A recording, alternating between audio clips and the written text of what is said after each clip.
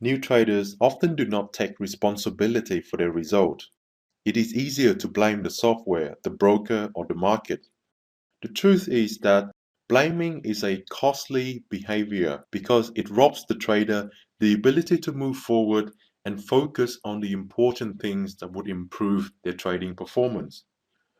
Blaming is a reactionary behavior that traders have when they have to deal with the pain of losing. While it is the least painful way to handle losing trades, it is also the most destructive. Instead, traders should be accountable for everything that they do, even if it's not their fault. Let's take an example to better illustrate this. A trader with a profitable strategy and good trading plan has 5 losing trades in a row simply due to bad luck. He analyzes his trades and concluded that they were all according to his trading plan. In scenario A, the trader is upset about the losses. He blames the market for moving too fast today. He sets out to find a way to predict whether market would move faster on certain days. He feels the need to adjust his strategy to avoid days like today. In scenario B, the trader is upset about the losses.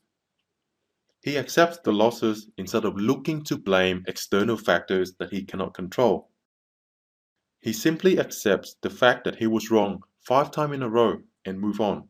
He doesn't let what happens today bother him. Why is B much better than A? It is because in scenario A, the trader now feels the need to make sense of the losses. He wants to be able to say, see, I was right. Market did in fact move too fast today, and that's why I lost out. But this is destructive because it would only lead to the path of searching for reasons or excuses whenever he loses. Furthermore, he feels the need to adjust his strategy, which has proven to be profitable so far, simply because he hits 5 losers in a row. He sets out to find a method to predict when market would behave like today so that he can avoid it. That means investing extra time, and the result could be very disappointing. He may in fact find what he's looking for, but there are better use for his time. Now, in scenario B, the trader simply accepts that he is responsible for the losses. He accepts that he made the analysis and entered the trades. He simply accepts the fact that he was wrong 5 times in a row and move on.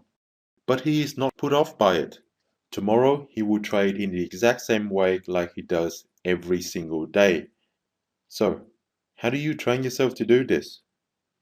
Exercise 1. Be accountable. Think back to past trading mistakes or failed trades and find something that you feel was not your fault. In your head, say what happened. Pronounce every word as if you're reading a script aloud. Close your eyes, take 10 deep breaths. Say this to yourself. I accept full responsibility for, and I won't let it stop me from executing my trading plan today. You should do this exercise at least once a day before trading. Ideally, this should be done after every losing trade you have. The purpose of a trading plan is to provide answers at times of uncertainty. It lets the trader know exactly what to do, when to do it, and how to do it.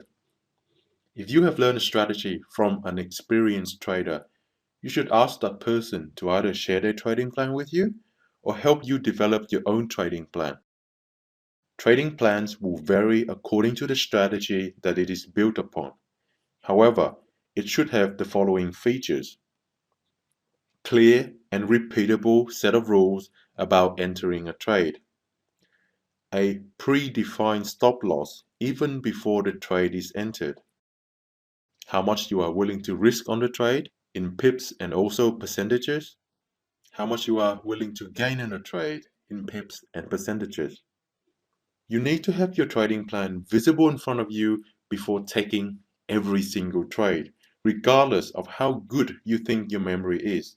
You need to read your trading plan before entering a trade, even if you already know it by heart. Exercise 2. Trade with a plan. You need to create your trading plan. Print, type, write out your trading plan, and keep it accessible when taking your trades. You need to read it from top to bottom before entering into any trade. Here's an example of a trading plan using Richard Donchian's 4 weeks method. This is a tested strategy with positive expectancy, and it is freely available. As simple as it seems, this trading plan covers all possible scenarios that could happen in the market. You can use this plan to find out what you must do at any given time that the market is open. You know exactly what must happen for you to enter a trade. You know exactly where your stop is and how much you are going to lose if the trade goes wrong. You know exactly what must happen for you to exit the trade. This is a complete trading plan. It is clear as day. You need to be able to openly discuss your trading results and progress with another person. This is to be done face to face in person. It doesn't matter if that person has no idea what you are talking about. The purpose of the exercise is to make you become accountable to another person other than yourself. Because let's face it, we are exceptional at believing our own lies. I do this with my partner once a week on Sunday. I will sit down with her and go through my trading diary, which contains all the trades that I have taken in that week. She only needs to sit there and listen to me. Here's an example of what the discussion would sound like. After going through the trades, I go through the mistakes that I have done during the week. I say what it was and what I did wrong, and I say one thing to stop it from happening again. For example,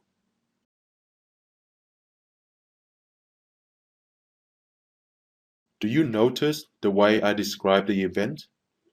I don't put blame or try to find an excuse. I simply state what has happened, why I think it happened, and how to avoid it from happening again. At first, it was very difficult for me to do this because I felt embarrassed when speaking about my mistakes. Gradually, as I developed emotional discipline, I learned to take the pain of being wrong with a positive attitude. Eventually, I become more and more confident in discussing my trading activities and progress with my partner. Exercise 3. Discuss your trading activities with another person face to face. This exercise is up for the individual trader to set for themselves as to how they would like to do it. The only criteria is that it must be done face to face in person. No email, no Skype, no messages. You should aim to do this once a week.